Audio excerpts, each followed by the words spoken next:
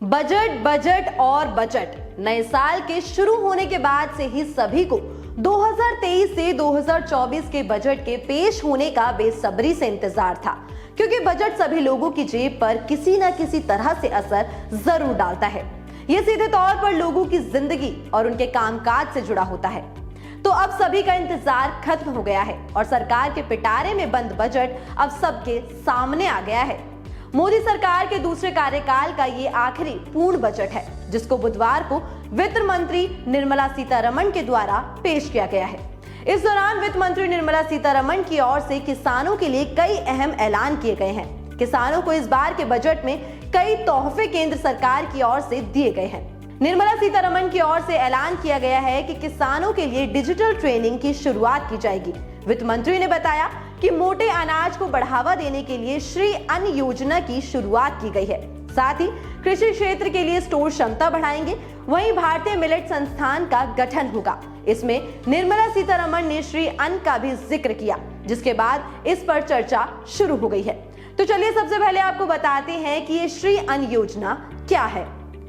श्री अन्न को देवानंद भी कहते हैं। मोटे अनाजों को श्री अन्न का दर्जा दिया गया है। श्री अन्न को अनाजों में सर्वश्रेष्ठ माना जाता है। वक्त के साथ लोग गेहूं और चावल की ओर तेजी से बढ़ते चले गए। ऐसे में श्री अन्न की उपज और भोजन में इसको प्रयोग में लाए जाने के मामले पर कोई ध्यान नहीं दिया गया। लोगों की थाली में एक बार फिर मोटे अनाजों को लाए जाने की कोशिश की जा रही है।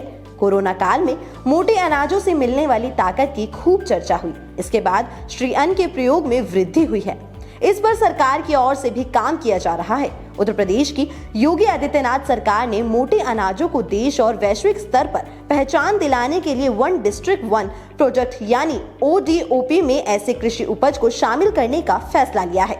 यूपी सरकार की ओर से चल रही कवायद के बीच अब केंद्रीय वित्त मंत्री ने भी श्री अन्न की चर्चा की है। निर्मला सीतारमण ने कहा कि भारत श्री अन्न का सबसे बड़ा उत्पादक और दूसरा सबसे बड़ा निर्यातक है। श्री अन्न के लिए भारत को एक वैश्विक केंद्र बनाने और अंतर्राष्ट्रीय स्तर पर सर्वोत्तम प्रथाओं को साझा करने के लिए भारतीय बाजरा अनुसंधान संस्थान हैदराबाद को उत्कृष्टता केंद्र के रूप में विकसित किया जाएगा। बजट पेश करते हुए निर्मला सीतारमण ने ये भी कहा कि बाजरा को लोकप्रिय बनाने में भारत सबसे आगे है। इसके उपभोग से खाद्य सुरक्षा और किसानों की स्थिति में सुधार होता है, इसलिए इसको बड़े स्तर पर लोगों के बीच प्रचारित और प्रसारित करने की योजना है। वित्त मंत्री ने आगे कहा कि हम कई प्रकार के श्री अन्न उगाते हैं। इसमें ज्वार, रागी, बाजरा, रामदाना, चीना और सामा आदि शामिल है। इनके कई स्वास्थ्य लाभ हैं और सदियों से हमारे भोजन का एक अभिन्न अंग रहे हैं। उन्होंने कहा कि इन श्री अन्न को अब बड़े स्तर पर अपने भोजन का अंग बनाने की तैयारी पर काम किया जाएगा। इसके लिए हैदराबाद के भारतीय बाजरा अनुसंधान संस्थान को सेंटर ऑफ एक्सीलेंस बनाने की तैयारी है। वित्त मंत्री ने कहा कि भारत बाजरा का सबसे बड़ा उत्पादक और दूसरा सबसे बड़ा निर्यातक है।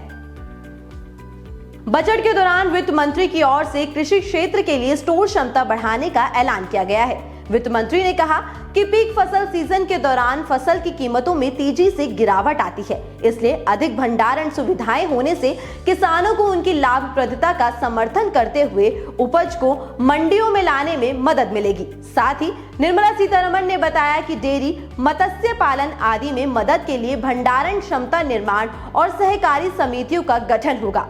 वहीं वित्त मंत्री के जरिए अगले एक साल के लिए मुफ्त अनाज की घोषणा की गई है।